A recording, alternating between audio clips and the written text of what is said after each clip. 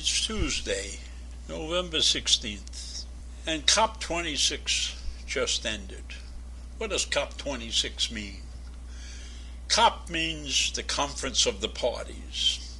26 means the 26th time that this group of people attended. So let me tell you who attended this thing. This is a conference that's run by the World Health Organization, part of the United Nations. It's a UN conference in Glasgow, Scotland, and hosted around 40,000 politicians, campaigners, and business representatives in the hope of addressing the situation that we are attempting to change. So if this 26th meeting, we really have not gotten very far. That at least 503 fossil fuel lobbyists attended the event. And that's amazing. That's amazing. They had 40,000 politicians and businessmen and campaigners, people who are campaigning for or against climate change. And 503 fossil fuel lobbyists. You think they are campaigning for climate change? No. And this conference has been going on for a long time. This is the 26th meeting. And nothing has been accomplished. It's a waste of time and a waste of money. Because in the end, at the bottom line, when they had written into the document that came out of this conference, they had written in the word phase out the fossil fuel emissions, right? But before they left, India, a major country with 1 billion something people who are living there, had the wording changed to phased down. So sure how many weeks this conference was going on. I know that Biden went back and forth a couple of times, and maybe this thing lasted 3 weeks or whatever it lasted. And they came away with nothing, because India changed the wording. And you got, in this conference, you got 503 people who are definitely not pro-climate change.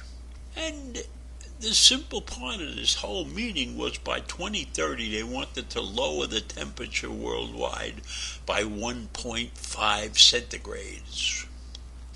That's not a lot. Not a lot to lower, but it's a lot to work when you're all the way around the world. And you have poor countries. Some countries, they can't exist under certain conditions. They need to use fuel or something like that. They don't have other substitutions for that, for coal. But in any event, it doesn't really matter, because this is the United Nations, and they are far from united. In fact, after this conference was over, the two major players in this conference in the world are the United States and China. They agreed to meet privately and see what they could do about this situation. And I don't know if they'll really come to some conclusion. I think that China, in this particular instance, knows that the coal emissions and the use of fossil fuels is not good for their country. And I don't understand why India, the world's largest democracy, doesn't understand that either. Why do they want to continue in the coal business? Maybe there's a lot of money in coal. I know that we have Joe Manchin defending the coal industry here in this country, carrying on, seen in order to stop us from spending $3.5 trillion. He comes from the coal area, and he is definitely protecting the coal industry in West Virginia. So there are a lot of jobs at stake, and I understand that. But the health of the world is also at stake, and so we've got to make some concessions somewhere. Somebody's got to figure out how to get this temperature in this world down, and how to create less emissions. And then you've got the oil industry promoting this thing that says it doesn't matter if you stop using gasoline in the car. You're going to have to use big factories, and they're going to use oil and gas and coal to create whatever's needed to get all the electricity that we need. The power stations are going to have to be bigger and stronger, and they're going to make up the difference between what we would save with electric cars.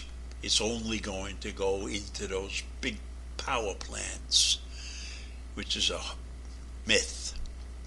It's not going to happen that way. But they've convinced a lot of people. These lobbyists have convinced a lot of people. They get paid a lot of money to convince people.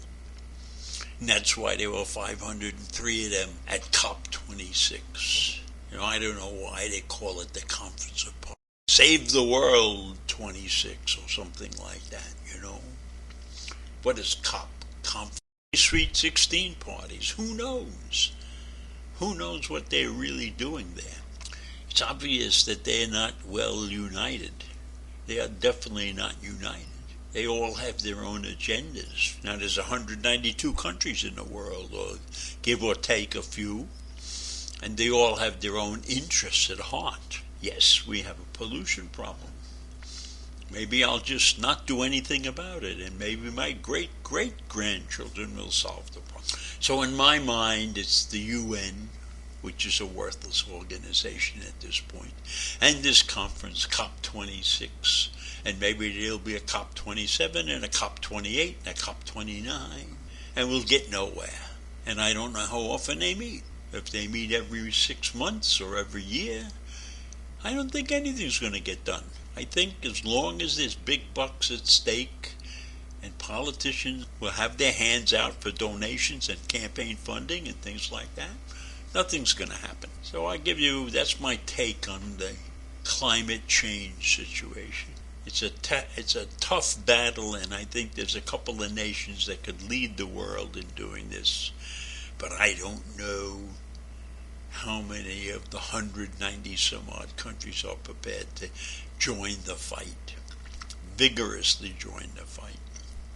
So that's what I think of COP26. And I think it's time for me to move on. So I'll see you in the morning. Bye.